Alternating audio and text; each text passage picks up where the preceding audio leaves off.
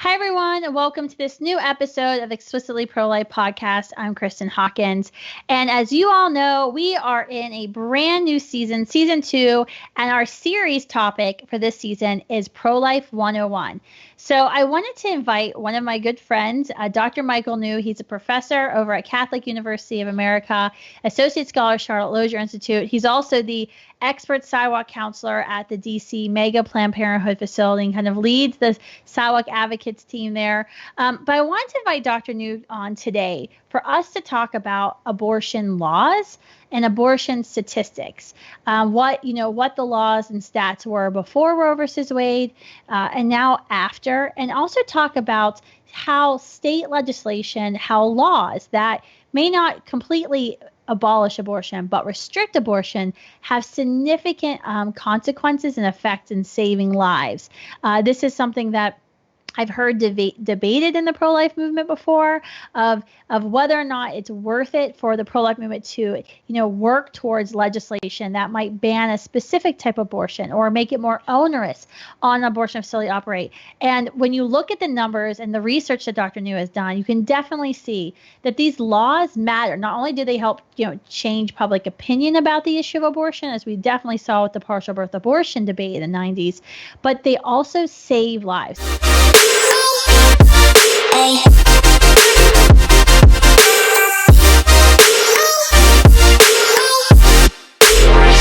So welcome, Dr. New. Thanks for coming on today.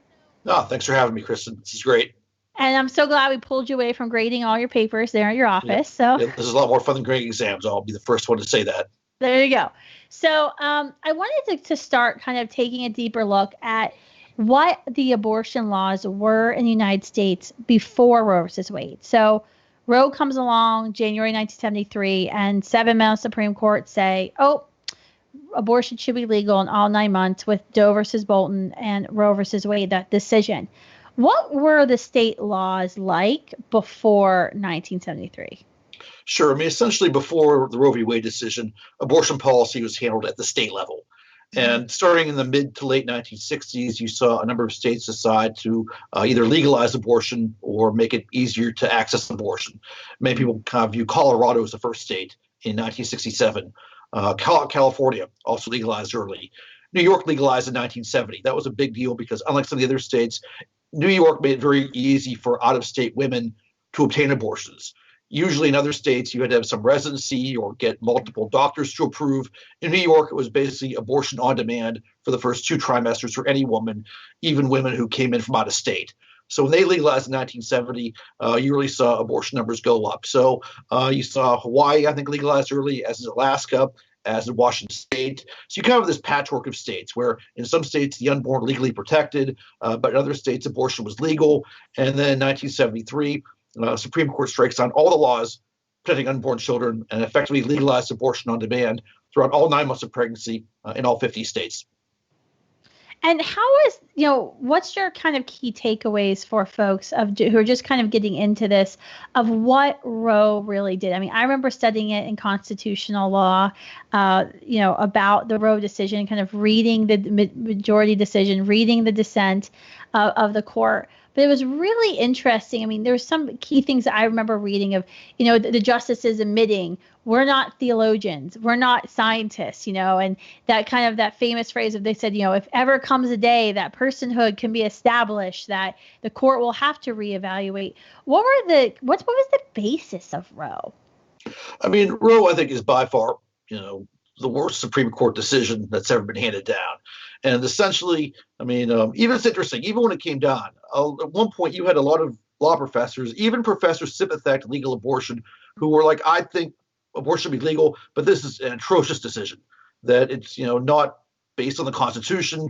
It's really not based on much of anything. I mean, their justification was that in the mid-60s, there was a case called Griswold v. Connecticut, and they invented a right to privacy in the Constitution. Now, right to privacy, that appears nowhere in the text of the Constitution. But in the state of Connecticut, they had some laws restricting the ability of people to purchase contraception. And Planned Parenthood litigated against these laws, and the Supreme Court struck down these laws, limiting the sale and purchase of contraception. And to come up with some justification, they said there's kind of an implicit right to privacy, even though, again, right to privacy does not appear anywhere in the text of the Constitution. And they ran with this right to privacy decision not only cover contraception, but in Roe v. Wade, they extended to abortion. So that's kind of the flimsy justification that they had at the time. And again, it's the worst decision I think the Supreme Court has made. And it's interesting. There's no decision that's, I think, unique in how people reacted to it. I mean, there's probably decisions that are less popular, like maybe Korematsu or Dred Scott, but we don't have big protest marches about things like Korematsu or Dred Scott. Roe v. Wade is the only Supreme Court decision that inspires hundreds of thousands of people to descend on the nation's capital to protest it every January. So it's really unique in the way it's galvanized people. I mean, people roll their eyes at other decisions. There's others that maybe are frowned upon by others or are less popular, but no decision really has been confoundingly rejected the way Roe v. Wade has among some segment of the American people. Yeah, I mean, I think that's too. This year at the National Pro-Life Summit, we had so many folks come from overseas, and we were talking about the American pro-life movement versus other nations, and it's hard because I get asked, what should we do, and I can give you my advice of what we've done here in America, what I know we're moving towards here in America, but it's very hard to kind of say what should be done in another country, and when you look at like what's happened in Europe and what's happened to these other very liberal nations with abortion, where it's really not, the majority isn't with the pro-life movement any longer in those countries. I was so thankful that our pro-life movement refused to be silent and refused to shut up about the issue of abortion. I really think that is why we see hundreds of thousands who gather at the pro-life march every single January in Washington, D.C., why we have this organized resistance, right? So kind of a little bit, to Tocqueville a little bit, gets into what's so unique about Americans and the difference. So, but yeah, I'm a proud American. So there you go. We refuse to lay down. So, okay, so Roe gets handed down, this atrocious piece of not really a very good case law. Instantly, the abortion changes. Now, I think it's interesting, too. Now, correct me if I'm wrong, but when it became legal, was there any massive training school to train abortionists? Where did all these abortionists come from overnight? That's a very good question. Quite honestly, I don't think there was much of a real quote unquote game plan to really train people who did abortions. I think the hope was that among people who supported legal abortion was that a lot of abortions would take place in hospitals, that physicians would kind of incorporate it into their practice.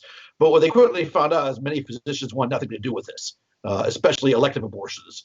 So essentially, you had a situation where instead of going into hospitals, you had these freestanding clinics that would do many, many abortions a day, and that pro-lifers rightly call abortion mills. And frankly, many of these clinics to this day do not have great health and safety standards. That typically the woman doesn't really know, may not even know who the abortionist is until she arrives. And again, you have these high volume clinics that frankly, obviously do a poor job in terms of the health standards and the care for the women who go in. That's right. Yeah, and I think it was a case in the late 70s. It was a Washington state case that said that abortions, first trimester abortions, didn't have to be in a hospital setting anymore. I think that's what kind of opened up these freestanding clinics. And you even look at, there was a quote in, I think it was 1960, where Mary Calderone, I think it was 58 or 60, Mary Calderone, she was the founder of SECUS. She was the medical director of Planned Parenthood. SECUS is kind of the organization that kind of leads all of the terrible comprehensive sex ed curriculums across the country. You can Google them. But Mary Calderone actually admitted that 90% of abortions were being committed in 1960. And this is before any state had legalized abortion, by physicians that were considered in, quote, good standing with their community. So you had physicians committing abortions, but then the day after Roe was handed down, they could just advertise their services and what they do. There wasn't a national training. I think Kermit Gosnell and other abortionists, Kermit Gosnell, who's now serving a lifetime sentence for murder in federal prison for killing a woman and then killing babies who could survive outside the womb. He was committing abortions before Roe, and then suddenly he could just advertise he could commit abortion. So I think that's interesting because a lot of people say, well, we want women to be safe and we don't want these back alley abortions. And therefore, we had to have Roe versus Wade because Roe versus Wade's protecting women from coat hanger and back alley abortions. But there wasn't any like universal training of abortionists after Roe. It was the people who were committing abortions before Roe were just suddenly allowed to advertise that they were committing abortions after Roe. Now, what about abortion numbers, Dr. New? So what were the what do we think? I know the CDC has some abortion numbers before Roe because some of the states had legalized abortion. But what do we think were the abortion numbers in America before Roe versus Wade? Well, kind of right before Roe, we still saw abortion numbers in the hundreds of thousands because, keep in mind, it was legal in some states, and it was plausible for a lot of women to make it to a state like New York to obtain an abortion. But essentially, when abortion became legal in all 50 states, numbers skyrocketed. I think in 1963, there were roughly a little more than 600,000 abortions. That figure doubled to like 1.2 million by 1980. So you really saw like the abortion rate double in 7 years. The abortion rates really took off. I think that Roe did a lot of damage. Not only did it make abortion legal, I think it changed, frankly, sexual mores. I think it destigmatized abortion. I think a lot of women facing unintended pregnancies chose abortion as a result. So Roe's damage, I think, went beyond just legalizing abortion. It gave abortion kind of mainstream credibility to some extent. That's right. It changed sexual mores. It just gave it legitimacy it lacked previously. And you really saw the numbers spike. Again, abortion rates doubled between 1973 and 1980, where they peaked. That's this argument that, we hear is, well, abortion should be legal just so it should be safe. Well, legalizing abortion didn't change who is committing abortions. I just proved that point. Yep. And all it did was increase the number of abortions because suddenly you had the Supreme Court telling women that, it's okay. And sadly, a lot of people derive morality from legality. What about the question, though, and I hear this a lot, I get this all the time on Twitter, is this birth control question, right? This is why, if pro-lifers were so pro-life, why aren't you pushing for birth control and giving out free birth control? Because birth control reduces abortions, and that's what we all want. We all want to reduce abortions. But then if you look at the numbers and you think about what was happening in the 1960s, what was happening in the 1970s, Griswold comes down in 65, birth control can be accessible in marital relationships. The 72 decision allowed it in non-married relationships. So you would now have 1972, wide dissemination of birth control is totally legal. But then also you have a skyrocketing of abortions, but then you also have a skyrocketing of birth control uses. Doesn't that destroy the argument that birth control, in advancing birth control and promoting birth control decreases abortion numbers? I mean, I think certainly that you see very often, not in the U.S., but usually when contraception becomes available, you see an increased demand for abortion because typically when there's contraception being used, you have people engaging in sexual activity who don't want to have children, and contraception fails sometimes. So essentially you find yourselves with pregnant women who no longer want to be pregnant, and that creates demand for abortion. So again, birth control and contraception, it really changed sexual mores. They also changed kind of the expectations of men. Before oral contraceptives, if you were a guy and you got someone pregnant, you're expected to marry that woman. If you walked away from a pregnant woman, you were allowed. Now it's much, much easier for men to walk away, or at least more socially acceptable, I should say, for men to walk away from women they impregnate. But there's a lot of good talking points I can give when it comes to contraception. one thing is that I think even according to Guttmacher, their numbers indicate that about even 50% of women who seek abortions were on some kind of contraceptive already. So again, there's a failure rate there.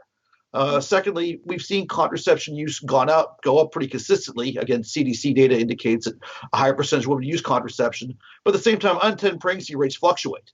If contraception is so effective and more women are using it, we should see a consistent decline in unintended pregnancies. But we don't see that. We see unintended pregnancy rates kind of going ahead and fluctuating. And I think I'll also say when it comes to contraception is that, again, Guttmacher and the CDC have done studies about why some sexually active women don't use contraception.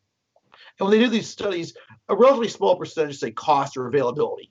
Usually when women aren't using contraceptions because they want to show trust in a partner, or they're just willing to run the risk of a pregnancy, or it makes sex less enjoyable. Very rarely do they say cost or availability. So it's not clear that funding contraception or making it more quote unquote available would really do much of anything to reduce the unintended pregnancy rate. And it may well be counterproductive. In fact, I think it probably would be.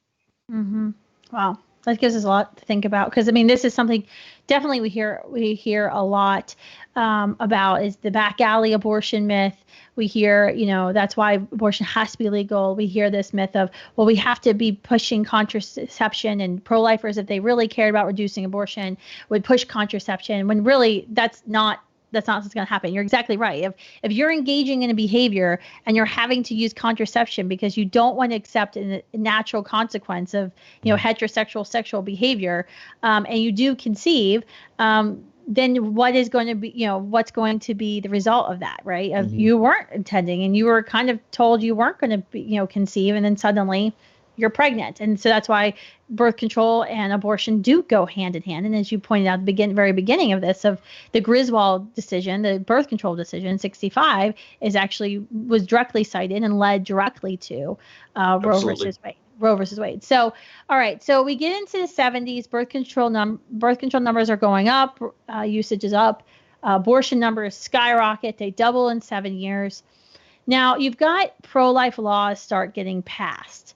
So I think one of the first ones was like the Hyde Amendment, which is kind of going to be a big deal this year in 2020 with the election, because the Democratic Party has now, 2016, they actually changed their platform to say that they are now against the Hyde Amendment, and which basically prevents federal taxpayers funding of abortion and Medicaid.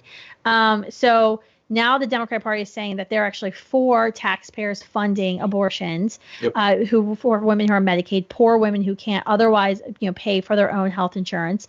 And you've seen, I saw a lot of messaging in the Democratic primaries about how, this is unfair to poor women, and this is a tax on poor women because rich women can afford their abortions, and this is unfair. So, but Hyde Amendment was first passed in 76. Can you explain to everybody what the Hyde Amendment is and kind of the process? Because I think there's a lot of confusion about what Hyde is and just the remarkable effect it's had in the lives it's saved.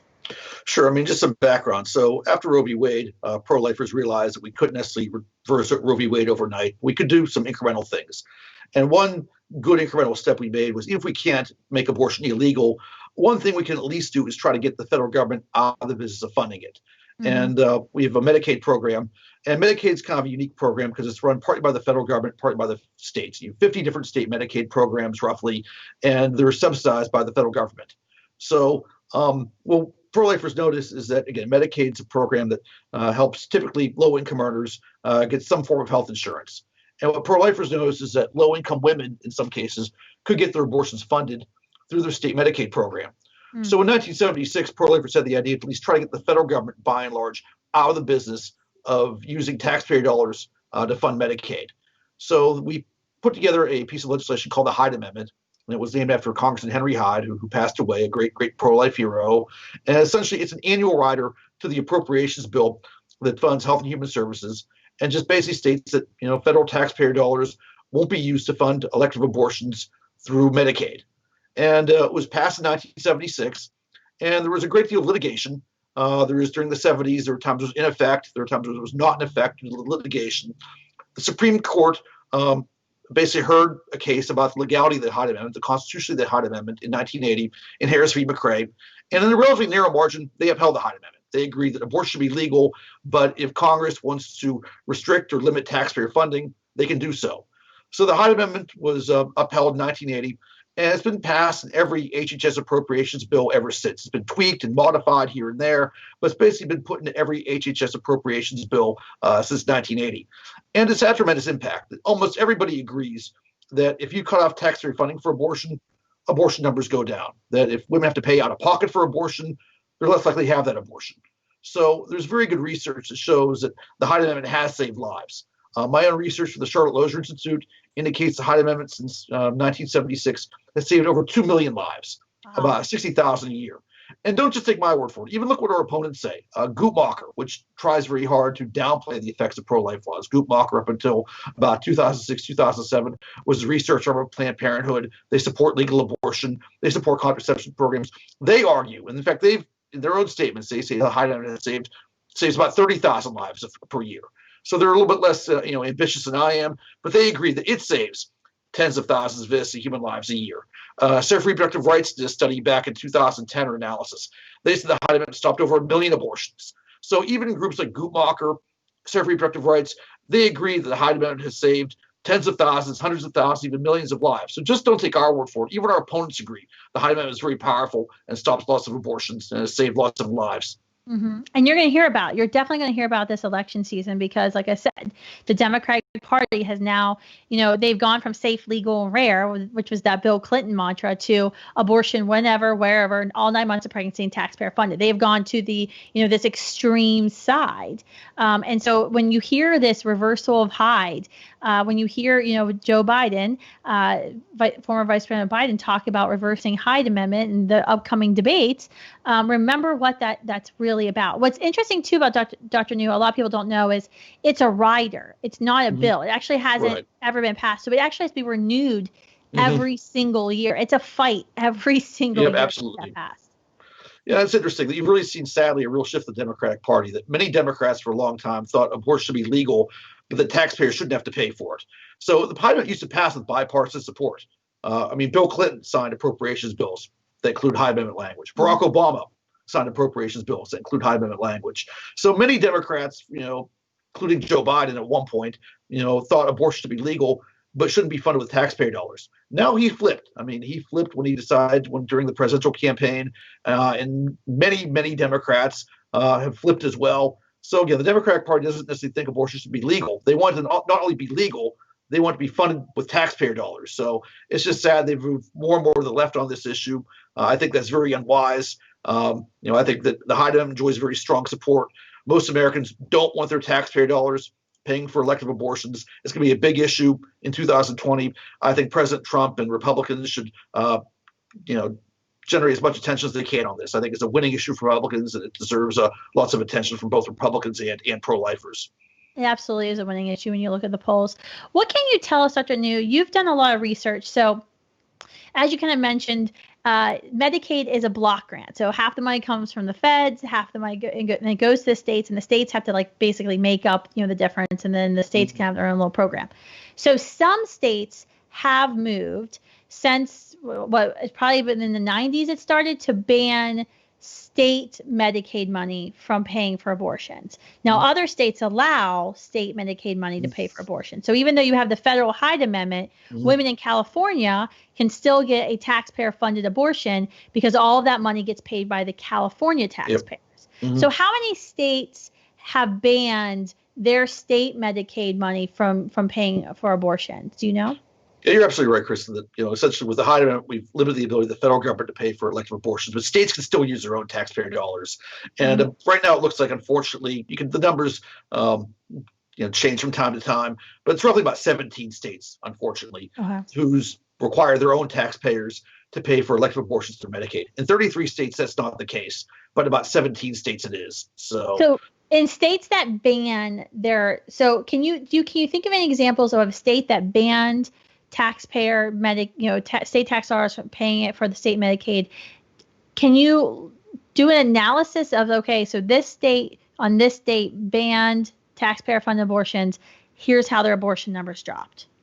No, absolutely. That's the kind of research that I've done in the past, and we see very clearly when you cut off taxpayer funding for abortions, abortion numbers fall from about 10% to 5%. So it makes a difference. So it doesn't stop all the abortions, but you cut off taxpayer funding, abortion numbers go down.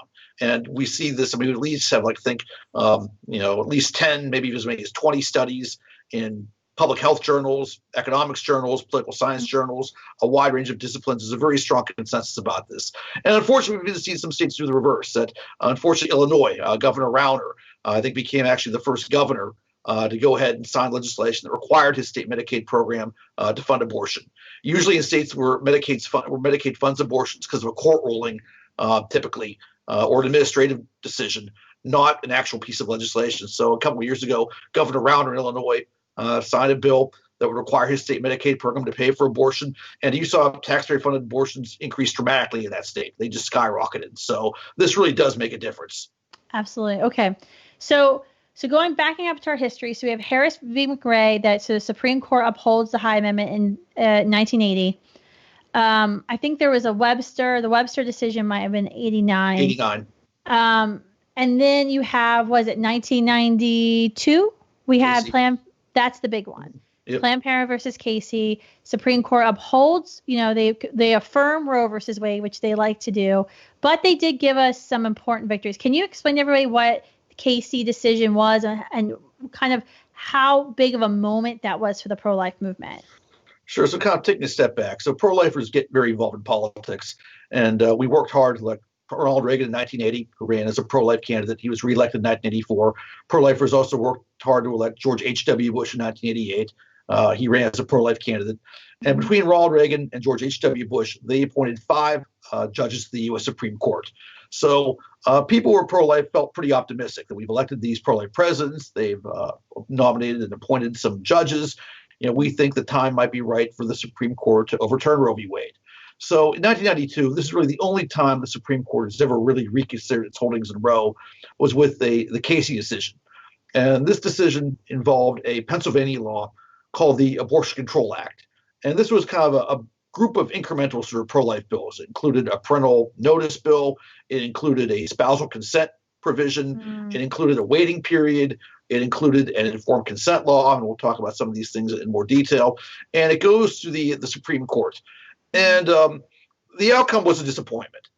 We thought the Supreme Court was set to overturn Roe v. Wade, and when they didn't do that, it was a disappointment and it was a setback. But there was a silver lining, and the silver lining was that even though they didn't overturn Roe v. Wade, they did uphold most of the provisions in the Abortion Control Act.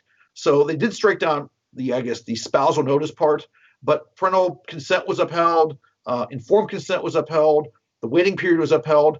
So essentially what the Supreme Court said is that the states can regulate abortion as long as that regulation doesn't pose a quote-unquote undue burden to a woman seeking an abortion. So it gave more protection to parental involvement laws. It gave more protection to informed consent laws. These are laws that give women seeking abortions information about alternatives that can be a source of support for pregnant women, both public and private. That can be information about field development. That can be information about potential health risks with an abortion. Waiting periods, by and large, were upheld. So again, it did give pro-lifers some opportunities to do some things at the state level that we really couldn't necessarily do previously. Mm-hmm. So when the result of Casey, so Supreme Court upholds this law. So you kind of see, I think, like a wave of states start to copy that, right? Where they start passing their own women's right to know bill, their own informed consent or parental notification, parental consent laws. It's kind of like this wave of laws that kind of take shape across the country in different states. And I know you've studied a lot of these laws. What, in your opinion, is some of the most effective ones that you've seen that have reduced the abortion rate the most dramatically in the state after they've been implemented? Well, circling back, public funding limits, I think, are the most effective thing we can do. Okay. If you cut off taxpayer funding, abortion numbers go down. And the good thing is we don't have to rely on the abortion facility to enforce that law. That's true. Essentially, the funding, just the problem with some of these laws is that we're requiring the abortion facility to enforce it. And obviously, they have strong incentives not to. But with taxpayer funding, the money just never shows up, so it's kind of self-enforcing. But we also do see evidence that parental involvement laws, do work. That we do have evidence from states. So when states pass parental involvement, minor abortion rates go down by about 15%. So again, you get parents involved in the decision. A lot of parents don't want their minor daughter to get an abortion. So we see that parental involvement laws have some impact. We see informed consent laws when they're well designed and enforced well. They're not magical, but they do get abortion numbers down anywhere from 6, 7, 8%. Just giving women some alternatives, making them think about the alternatives for a bit. Again, you give somebody an alternative. Sometimes they choose the alternative. Again, it's not magical, but incrementally it does some good. So these parental involvement laws and informed consent laws, have done some good in states where they've been enacted. Now the parental notification. So there's the parental notification and parental consent, right? So there's the one where you have to notify the parents that the minor is seeking abortion. Another one that says that the parents actually have to give their consent. Yeah. Is it the notification is more likely to be passed in states? Do you know the number of states that maybe have like a notification law versus a consent law? I don't have that off the top of my head. I know roughly about 37, 38 states have some kind of parental involvement law. Okay. How that's broken down between notice and consent, I'm not sure. But we do have some evidence that consent laws do work better than notice laws, that essentially that a consent law does give a parent the ability who objects to stop the abortion from taking place, whereas a notice law doesn't give the parent that ability. We also see some states actually require that both parents be involved, Minnesota has a law like that, as does Mississippi. And we've seen some pretty impressive abortion declines among minors in those states. So getting both parents involved is a good idea. There's evidence that fathers often are less sympathetic to having their daughters obtain abortions than mothers are in some cases. So if you get dads involved, that can help as well. So again, I think that stronger laws tend to do more good. We have data from both Minnesota and Mississippi that involving both parents can do a lot of good as far as protecting the unborn and minor girls too. Okay. Yeah. Now, when you talked about the self-policing, I guess that would be a problem though too, because informed consent, it's what, a pamphlet, an ultrasound has to be offered, but then it's all to the abortion facility who gets the chance to do this, right? Right. That in some cases, women can be directed to a website that might be run by a state health department. So sometimes there are, but oftentimes it is the abortion facility that's to do this, and if they have to do an ultrasound, they don't show a good image, or they tell the woman she can look away and not look at it. So obviously, again, that's a problem with getting these laws properly enforced. That's right. Now, what other so you also have the partial birth abortion ban that came up in the 90s. Yep. So it was passed twice. Bill Clinton vetoed it twice. I think the Supreme Court in 2007 finally upheld the partial birth abortion ban. What kind of impact do you think that ban had on the pro-life movement and lives saved? Because I've heard this argument before of skeptical pro-lifers of saying, well, that law didn't save any lives because, they were just killing babies another way. But I would argue, I would think that bill did save lives because it actually shocked the conscience of the country, that having this debate about partial birth abortions and people having to discuss it and hear about it on the nightly news. Like, I actually think it shifted opinion. What do you think about that fight? Absolutely. I think it had a great impact. That, frankly, one thing I've always said is incremental pro-life laws always do some good because a lot of people don't really realize how permissive abortion policies in this country. A lot of people don't know that abortion is effectively legal throughout all 9 months of pregnancy. A lot of people don't know that in many states, minor girls can get an abortion without notifying their parents. And partial birth abortion, which we raised in the mid-1990s, was a good issue because it was late term and it was just gruesome and violent, and it couldn't be ignored. You had pictures of aborted babies in magazines, and in newspapers, and on television, and it just could not be ignored. And we did see that it had a big impact on public opinion. That in the mid-1990s, before this debate started, we had polling data from Gallup, and they found that only about 33% of Americans identify as pro-life. That number increased pretty significantly. We got those numbers into the 40s, and right now, I think the most recent Gallup poll shows 49% of Americans identify as pro-life. So that's a 16 percentage point gain.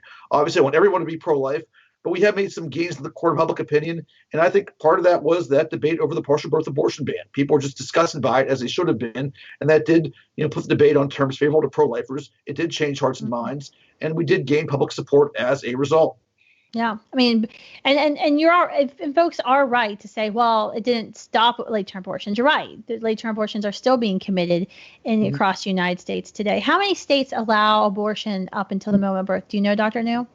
Well, I think technically abortion is legal at the moment of birth in all 50 states, really. Now, there's a lot of states that there are some 20-week bans that are in effect, so maybe I should catch myself that usually when there's a limitation, the other side litigates pretty quickly.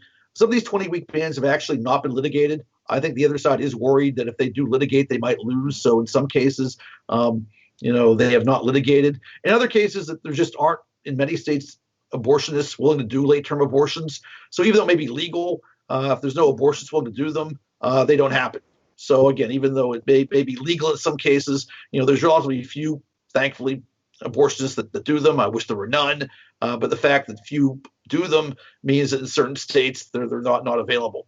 Yeah, no, I was on a NPR, Minnesota National Public Radio interview, and this abortionist called in, an OBGYN called, I have a feeling she was an abortionist, called in to yell at me to say I was a liar, that no one in America committed late-term abortions, that this is a big scare tactic of the pro-life movement. I'm like, you can Google some of these people. You can Google Leroy Carhart or the abortion facility down there in Albuquerque, New Mexico. I mean, it's like right there on their website, but it's almost like it's so gruesome that they can't admit that this could be happening at all, right? That because they know it's just so horrific that no one supports that.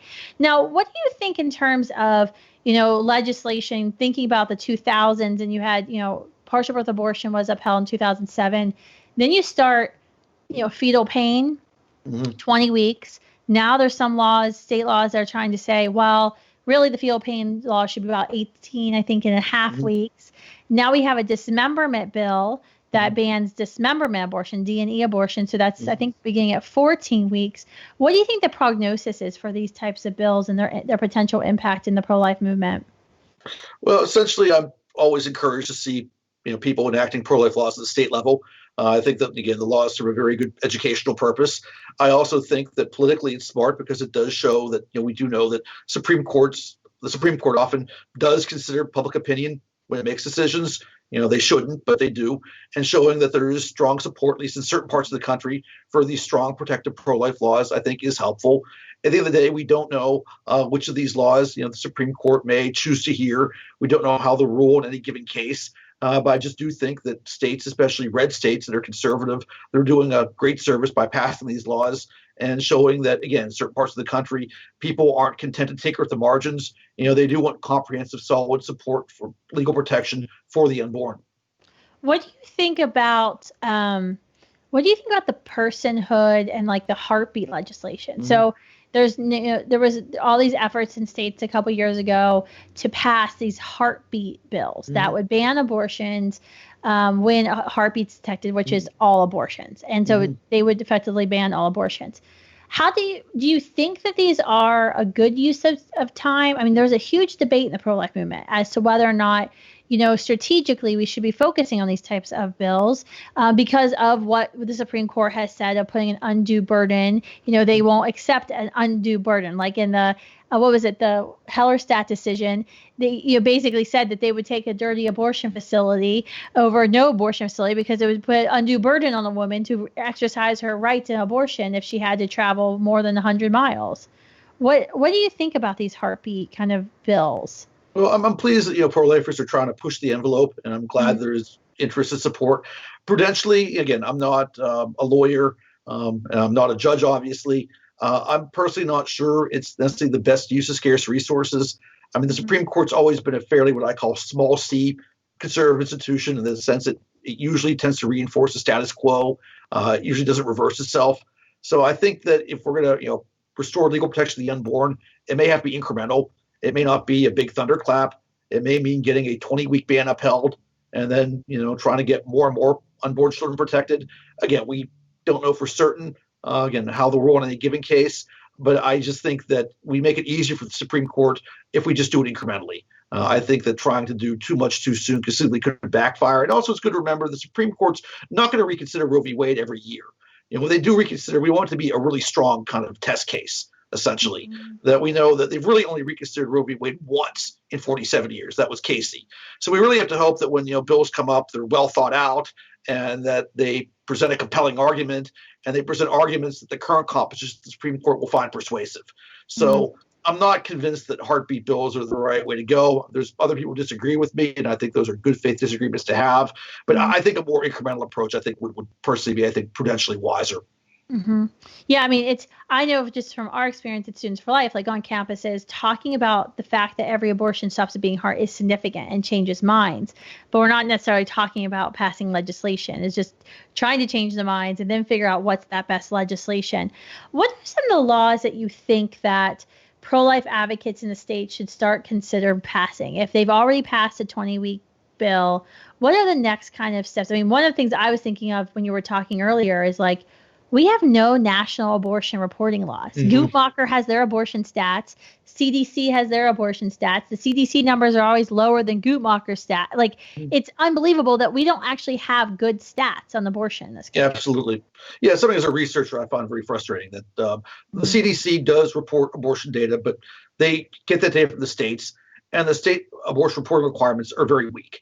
California has not reported any data to the CDC since 1997. Maryland typically does not report data. New Hampshire often does not report data. So there's a lot of states that don't report or report infrequently. And I just think that essentially if abortion is going to be legal, we should at least have good data on it. I think that good data on abortion would be helpful to everybody. It would help gauge the impact of contraception programs. It would help us gauge the impact of sex ed programs. I think that everyone, regardless of what you think about the legality of abortion, should support laws and regulations that require better and more frequent statistics. And I think that, the CDC's most recent data, I think, comes from 2016. Guttmacher's most recent abortion data comes from 2017. That's 3 years ago. We don't really know what's happening in 2018, 2019. In fact, I think the CDC has more recent data on like the dental visits for senior citizens than they do for abortion. So we know more about grandma's dentures than we do about protecting unborn children, and that's just awful, I think. What do you think about the current rise of chemical abortion? So 40% of abortions now are being committed to these chemical abortions, and it's largely, there's federal REMS in place that kind of say that you've got to have a doctor prescribing the pill. He's got to see the patient. But now there's this huge push from the abortion lobby to just wipe all that out. Just webcam abortion. Here's a pill. We're going to mail it to you, and good luck. Has there been any talk about legislation there to protect women? These are gruesome abortions. If anyone saw Abby Johnson's kind of story told in Unplanned, there's like a 3 to 4 minute clip of detailing what happened during her very painful RU46 abortion. And I think every woman should have to watch that clip before she takes that pill. Yeah, I think that we should be concerned about chemical abortions. We'll talk about this more later, but overall abortion numbers are declining. And that's something we should, celebrate more than we do. We are making more progress than sometimes we give ourselves credit for. That the overall abortion rates declined about 50% since 1980. So that's huge. 50%. Yeah, I agree. 50% decline since 1980. And essentially, it's kind of interesting that usually when there's a big public policy success story, it gets attention. The fall of communism got a lot of attention. Declining crime rates gotten lots of attention. Even the decline in the teen pregnancy rate has got lots of attention. We've got the abortion rate down by about 50% since 1980, and the media is kind of silent on it. So I think that we need to give ourselves a pat on the back and some encouragement that no, we've not overturned Roe v. Wade, but we've made progress in other ways. And I think it's progress we could do a better job advertising. But even though we've gotten overall numbers down, we do see an increase in chemical abortions, and that is concerning. And essentially, we do know from good research that chemical abortions tend to be a lot less safe than surgical abortions. There was a very good study that came out that looked at women on Medicaid in California, and they have comprehensive data on these women who have abortions and what kind of complications they have. And the complication rate from chemical abortions was, I think, 4 times greater than the complication rate for surgical abortions. So again, this is a good study because it was comprehensive. It wasn't cherry-picked. It wasn't based on anecdotes. They have a pretty good record of these women and their doctor visits and hospital visits that showed pretty conclusively that these chemical abortions do pose some pretty serious health risks. So letting women just do this unsupervised would make these health risks even worse. So again, the other team is using the COVID pandemic to try to expand access to telemed abortions. We've had to, lobby the FDA to keep the current protections in place, and we've had many members of Congress, write to them and say, no, don't relax the current restrictions. That, there are some states, I think Iowa does have telemed abortions and maybe a couple other states do, but by and large, chemical abortions do require some supervision. And we've had pro-life members of Congress and pro-life groups have pushed back, as we should have, saying that no, telemed abortions are a lousy idea. Chemical abortions are unsafe, and letting women do them unsupervised just increase those real health risks. Yeah, this is, I'm really glad that now I think the pro-life movement is kind of attuned to it, that this is something we really need to talk about, these chemical abortions, because they're coming to a campus near you. They started in California and they're already trying to get on college campuses across the country. But that's fascinating about the abortion rate, the overall decline. So when that study came out, when those numbers came out, what did the abortion industry say was the reason why abortion rates declined? Well, it's interesting. The way these numbers are released doesn't help pro-lifers. The CDC releases them in a fairly technical public health publication. They always release these data the day before Thanksgiving. I can't think of a worse time to release anything interesting to people than the day before Thanksgiving. People are flying home and thinking about turkey and football. They're not thinking about public health data or abortion. Guttmacher also releases data, but they're very selective in how they release it. They kind of make sure that sympathetic reporters get the data first and put their spin on it. And Guttmacher always says it's contraception. But when you look at the data, the data doesn't back that up. The one thing I always say is if contraception were really responsible for the 50% decline in the U.S. abortion rate, you would see a long-term consistent decline in the unintended pregnancy rate. But you don't see that. The unintended pregnancy rate since 1980 has fluctuated. In fact, there have been some times since 1980 when the unintended pregnancy rate has gone up. So if contraception is so effective, why isn't the unintended pregnancy rate going down all the time? It's not. It's fluctuating. So it's really not because of more contraception that you don't see this consistent decline in unintended pregnancies. What you do see, interestingly, is a consistent increase in the percentage of unintended pregnancies that are carried to term. And whenever I give a talk, I always mention that, because if more unintended pregnancies are carried to term, it's because of things pro-lifers are doing. It's one of three things. We're either changing hearts and minds, persuading people. 2, we're helping pregnant women through pregnancy help centers. Or 3, we're passing protective laws, or maybe some combination of these things. So if more unintended pregnancies are carried to term, it's all because of things pro-lifers are doing.